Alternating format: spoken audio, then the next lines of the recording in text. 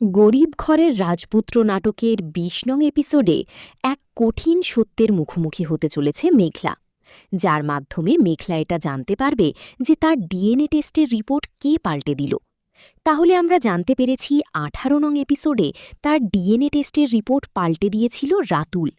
তাহলে কি এবার রাতুল সহ তার পিছনে জড়িত সবাইকে এক এক করে খুঁজে বের করবে মেঘলা? এদিকে মেঘলা অফিস থেকে চিরবিদায় নিয়েছে, তার একটাই কারণ যাতে সে আসল অপরাধীকে চিহ্নিত করতে পারে এবং অপরাধীর পিছনে সে সময় দিতে পারে। তাহলে কি এবার রাতুলকেও তার কোম্পানি থেকে চিরবিদায় নিতে হবে? কারণ মেঘলা ১৯ নং এপিসোড এবং ২০ নং এপিসোডে এমন কিছু সত্য তুলে ধরবে যেখানে পরপর সবাই জড়িয়ে পড়বে তার এই সন্তানের ডিএনএ টেস্ট রিপোর্টের আসল তথ্য গোপন করায়। তো অনেক চমক এবং ধামাকাদার হতে চলেছে এই ১৯ এবং ২০ নং এপিসোড। কেউ দেখতে মিস করবেন না, কারণ এমন কিছু কঠিন সত্য আমরা জানিয়ে দিতে আসছি আজকের এই ভিডিওর মাধ্যমে, যা জানলে আপনিও পুরাই অবাক হয়ে যাবেন। মেঘলা কিভাবে বের করল তার এই গোপন সত্য? তাহলে কি মেঘলার পিছনেও আদৌ কেউ জড়িত আছে যে সমস্ত বিষয়ে মেঘলাকে সহযোগিতা করছে? তো সেই সমস্ত কিছু জানতে পারবেন যদি এই ভিডিওটি শেষ পর্যন্ত দেখেন। তো কথা না বাড়িয়ে মূল ভিডিওতে চলে যাচ্ছি। মেঘলা তার গর্ভের সন্তানের জন্য সবকিছু করতে রাজি।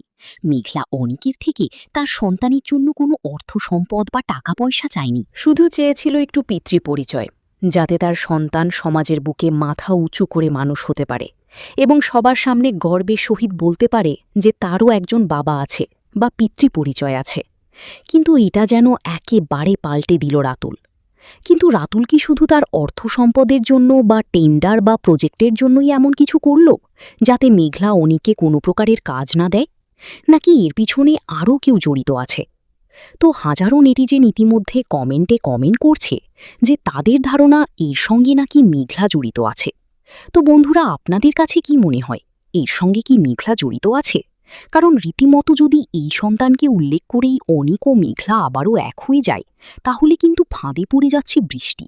কারণ বৃষ্টি কাছে এখনও অনিক আছে, কিন্তু যখন অনিক জানতে পারবে মেঘলার গর্ভে সন্তান তার, তখন বৃষ্টি যেন কোনো অর্থ সম্পদ বা টাকা পয়সার লোভ দেখিয়ে অনিককে আর তার কাছে বেঁধে রাখতে পারবে না। তাহলে কি রাতুলের সঙ্গে বৃষ্টিও জড়িত আছে মেঘলার এই ডিএনএ টেস্টের রিপোর্ট গুম করার পিছনে? আপনাদের কাছে কি মনে হয় অবশ্যই কমেন্ট বক্সে জানাবেন। আর এদিকে মেঘলা, সে যে কোম্পানি থেকে চিরবিদায় নিল, তার এই বিদায় নেওয়া উপলক্ষে আমার মতে এটা বুঝতে পারছি যে সে আসলে তার পিতৃপরিচয় যে গুম করা হলো, অর্থাৎ ডিএনএ টেস্টকে গুম করা হলো, এটার পিছনে সে দীর্ঘ সময় দিবে, যে কারণে সে কোম্পানি থেকে চিরবিদায় নিল এবং গোপনে সেই অপরাধীকে শনাক্তকরণ করতে চাইবে। তো আপনাদের কাছে কি মনে হয়? আমার কাছে তো এমনটাই মনে হলো। যদি আপনার এবং আমার মতামত এক হয়ে যায়, তাহলে অবশ্যই কমেন্ট বক্সে কমেন্ট করবেন এবং আজকের এই ভিডিওটি কেমন লাগলো সেটা কমেন্ট বক্সে জানিয়ে দিবেন। এবং ১৯ এবং ২০ নং এপিসোডে আরও বড় চমক আসতে চলেছে, সেই চমকটা আমরা পরবর্তীতে নতুন ভিডিওতে আপলোড করে দিব। তো আজকের এই ভিডিওটি দেখে চ্যানেলটি সাবস্ক্রাইব করে পাশে থাকবেন, যাতে পরবর্তীতে ওই নতুন আপডেট ভিডিওটি আপলোড করার সঙ্গে সঙ্গে আপনাদের কাছে নোটিফিকেশন চলে যায় এবং আপনারা ভিডিওটি দেখে নিতে পারেন।